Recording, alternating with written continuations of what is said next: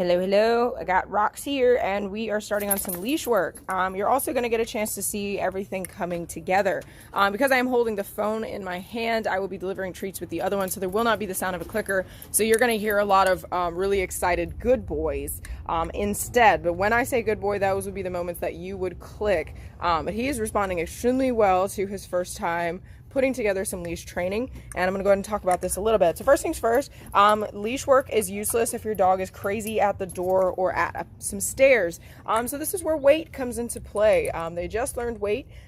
We did weight right before they came out of their crate, and teaching them a little bit of impulse control. The reason why this is important is, well, for one, for safety, and two, nobody actually thinks about how big these dogs are going to be until they almost drag you down a flight of stairs. So stairs, very important. You want them to be in weight. But the reason why this is so beneficial before you start some leash work is you want to make sure that they're in the right mindset. If they're already trying to shove through a door or run downstairs before you, they're probably not going to perform very well at the end of the leash. So you want to make sure that you have all the structure in place before you get started. So right now we're going to do weight at these stairs. Hey, Rocks. Good. Can you wait? And remember, weight doesn't necessarily mean sit. I just want him to not move forward. But if he chooses to sit, that's awesome. I love sit, because he's so handsome doing it. All right, buddy, you're free. Good job. Good job, Rocks. Good job. Good boy. Good boy. All right, so what we're doing right now is we are teaching him some loose leash training. Eventually this can turn into heel, but right now what I'm really concerned about is him offering me as much eye contact as possible. What a lot of people don't realize when they ask for heel or good leash training is they think they want their dog to just like walk next to them and not pull. The easiest solution to this is just to condition your dog to look at you. Chances are if they're looking at you, they're not pulling. So right now, every time he looks at me, I'm going to give him a treat. And again, good boy. I'm not going to be able to click, but in the moments that I say good boy are the moments you good boy are the moments that you would be clicking. I'm just going to free up that paw. All right, buddy, let's do this. Good boy. Good job. Good boy. So notice how closely he's working with me, because he's just, oh, good boy. I am continually rewarding that eye contact, those check-ins. Now, going forward, Taylor and I do typically walk our dogs on the right side, but it is up to you which side you want us to gravitate towards for both of them. Whichever side you choose, they can learn both, but you want to start with one. Good boy. Good job. All right, so right then, notice that there was a little tension at the end of that leash, right? So I actually stopped moving, and he kind of started working like in a perimeter around me. This is really important, and this is how you teach your dogs not to pull at the end of the leash. The reason dogs pull at the end of the leash is because we continue to move forward. So they think by pulling, you're making them move forward. Instead, I want you to stand like a tree or a rock and go nowhere. Good boy, good job. And when we get some slack on that leash or him to return back into my vicinity, I'm going to give him a reward. And again, I'm still going to reward him for those eye contacts. Good job. Good boy. You're doing so good. Good job. Good. And again, this is loose leash training. This is not heel, but this is the beginning of it. I just want him to learn how to walk politely on a loose leash. Good boy. Good job. So he's not a little tornado, because nobody likes that. Good boy, Rocks. Good job. Good job. Good. All right, so Mr. Rocks here, we had mentioned before, he's a very smart boy.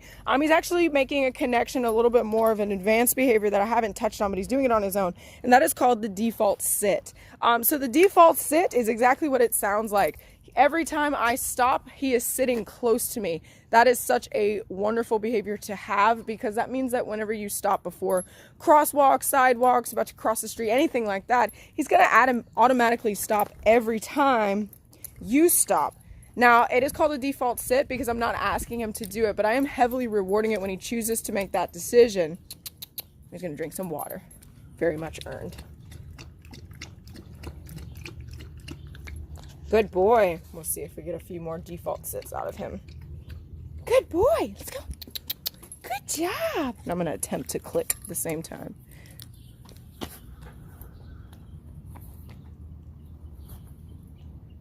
I'm just waiting him out, see if he'll give it to me. Good boy. Good boy. Now, typically the default state, you're going to want that to happen when you guys are both facing the same direction. But he has been trained to sit when you're standing frontal right in front of him. So that'll take a little adjustment. Dogs are very literal in the way they learn things. But he will figure it out, and he has started figuring it out. Again, he's going to get to the end of that leash, but you see how he's kind of already coming back too. Good boy. Good job. Good boy. Good. And ultimately, again, that exercise right there, whenever they reach the end of the leash and you stop and you wait for them to come back, it's called pressure and return. We really just want them to come back to us. We don't want to encourage that pulling. So when they feel pressure, they understand that they need to return to continue their walk or to get rewarded. Good boy. Good job, Rox. Good job. Good job. Good boy. Good boy. Good job. And there's that default sit again. He's doing so well. We're actually going to go venture out into the grass now. Whenever you're working on concrete outside, it's much simpler. Once you get into the grass has a tendency to trap more smells. He wants to wander more. Good. Good job. Good job. Good job.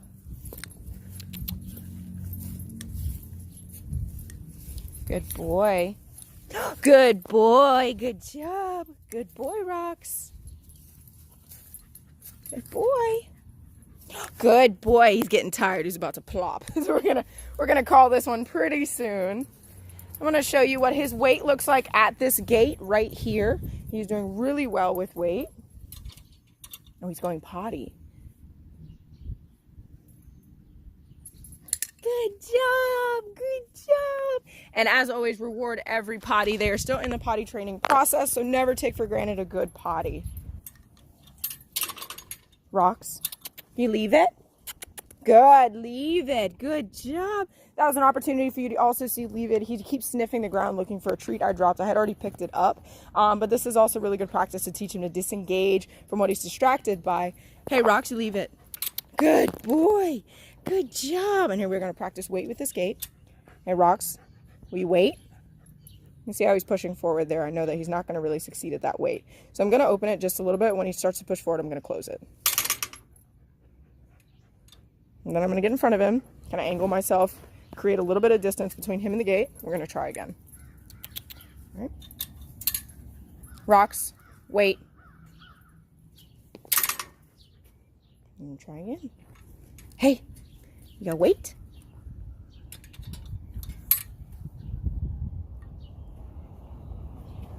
Good boy. Good job. Good job, Rox. Good job. Good job. Good. And again, wait does not mean sit. It just means don't try to shove past. Good boy. Good job. Good boy. Well, as you can see, his beginning stages of leash training he's doing extremely well, putting together things much easier than we expected, which is really cool. It's always really fun to see what they excel at, which means that he actually really does enjoy leash training, and anything else that he's doesn't catch on to very quickly probably means that it's not his favorite activity. So yeah, we're going to keep chipping away at this, and you let us know if you have any questions. Continue practicing. It's very evident that you guys are trying things at home.